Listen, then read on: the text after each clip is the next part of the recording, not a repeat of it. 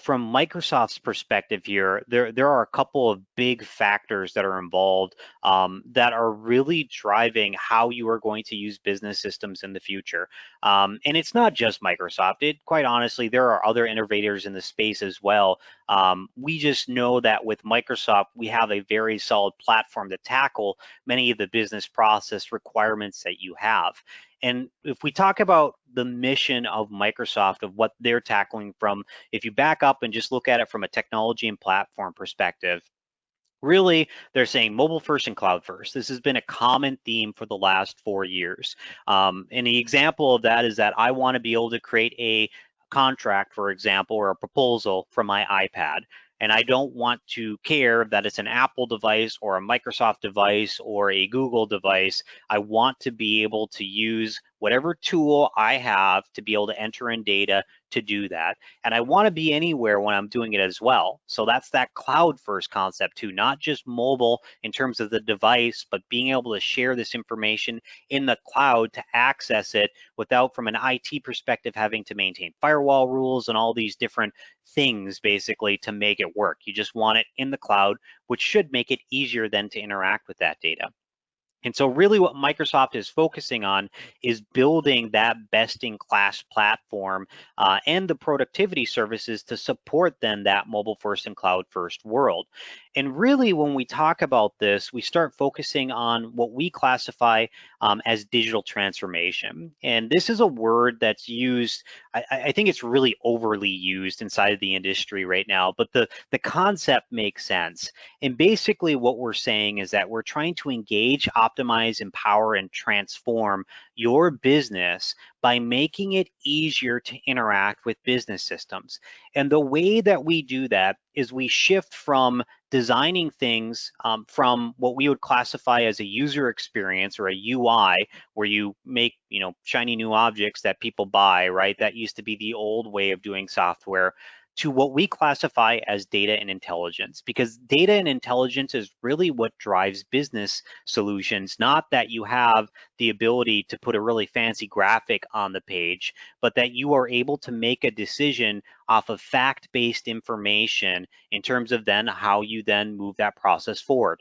And the example of that is that most systems that I'm pretty sure that you've implemented, all of you on the call, reporting is always a pain point, right? Because it's an afterthought, because you focus on the process and the look and feel versus focusing on the data perspective with it. So when we start looking at how we implement solutions now, what we're really trying to get is that perspective of understanding what are you putting into the data and then representing that in multiple areas. In the example, when you create a proposal that becomes a contract, there is going to be a pricing implication when the operational perspective of your system or your business process. Typically, end users that are interacting for a proposal are going to want more of a CRM type look and feel. They're going to want to be able to see accounts. They're going to want to be able to maintain the relationship, and they're going to want to have mailing lists and all these different tasks that are what we would classify as a customer relationship management capability, or CRM. But the end output of that drives pricing. And that pricing then drives invoicing, which is more of an operational perspective as part of this. So by keeping track of what the data requirements are, we can then create targeted experiences then for each of these individual users, while still providing a unified view of how we then interact with our customers, with our growers, and basically with our prospects. And what's happening here is that we're seeing a huge evolution of these business systems and changes that are occurring inside of it. And if you look at this, it probably resonates with some of you where, back in the day, we had isolated systems that weren't connected, right? I mean, we're talking quite some time ago for that. And then we have complex, slow, and expensive systems to deploy with it. And then we have difficult to update and maintain systems that were part of it.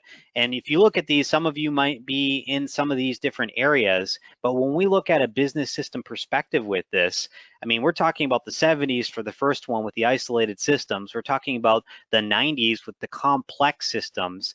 And even in 2015, before the introduction of these new types of cloud-based and mobile platforms, doing an update to a system, I'm sure you've gotten a quote from your other providers. I mean, it can cost millions of dollars to go through and do just an upgrade. So it's like, well, why am I going to upgrade to a technology then that isn't part of a modern mobile cloud platform? Even though you say it is, you've created your own accounting capabilities, but I need a lot of those base concepts in accounting software solutions, for example, that Dynamics provides. So just as an the evolution of what's occurring here, you can see what's happening very quickly. And what we're trying to move to as part of this is away from reactive, siloed, incomplete, and not being able to report the activity to being more proactive. So using the system to create automation to inform you of some action that needs to occur before it happens. We're trying to see a connected view of the data. We're trying to put the data together in a holistic perspective. And really, we're trying to deliver then outcomes instead of reporting off of the activity with it, right? We're trying to set a goal and then from that goal, measure it and then deliver off of that goal in an easy to use way, in a way that end users can build these metrics into really what they're driving. And what we've chosen with that, once again, really is that cloud platform. And so if we talk about, let's look at the technologies that we can use from a leverage capability set using Microsoft. First is data, cloud services, common data model, having one database basically to be able to define all of your customers, for example, that you can access from multiple different systems is a huge leg up in terms of being able to report and view your data. But then we start talking about Azure. So if you want to take, for example, a drone and let's say you've created it or you're using a third party for it as well, you do the mapping exercise with it where it's looking at the color of the crop. And from that color, we can determine, for example, nitrogen or any type of imbalance in the soil based upon the result of the color of a particular plant, or even taking a picture of plants to see how many seeds are there to, basically drive an expected yield with it. That's the intelligence platform that we can use to do that, which uses, for example, some of the computer vision capabilities inside of Azure to be able to build these models to report off of this information. Then we start talking about, okay, that's great, that's the deep technical stuff, but what about from an end user perspective?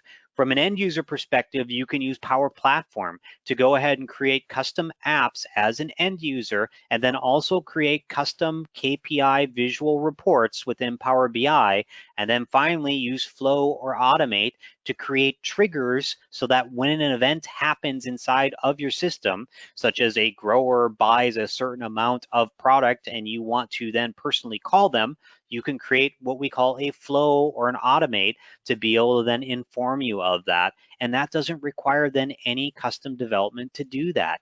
Then we hook into Office 365 so that we can take the data that's in Dynamics and send it to an Excel workbook because you want to be able to do a pivot chart off of it. Or we actually generate emails when we actually have, for example, a settlement process that goes directly to their email account or even to their text as a text message basically to their phone. So we have a lot of integrated capabilities with Office 365 to be able to drive that. And then finally, if you think about it, you may want to do, for example, document scanning, OCR, from an AP perspective. Now, if you buy an ag-specific solution, what partner do they have that's going to create that solution for that one specific software product? Whereas when we start looking at using Dynamics, we have the power of partners and ISVs, or what they call independent software vendors, that build extended functionality that crosses industries that you can then use. Examples, if you want to do bank rec automation, where basically you would have your bank rec statement sent to you and you can match it up as part of that process. That's natively a capability inside of an ISV that you can add then into Dynamics 365. You don't have to pay to customize it, and you don't have to wait for your agricultural specific solution to add that capability. So this opens up so many different possibilities for you to be able to really drive that.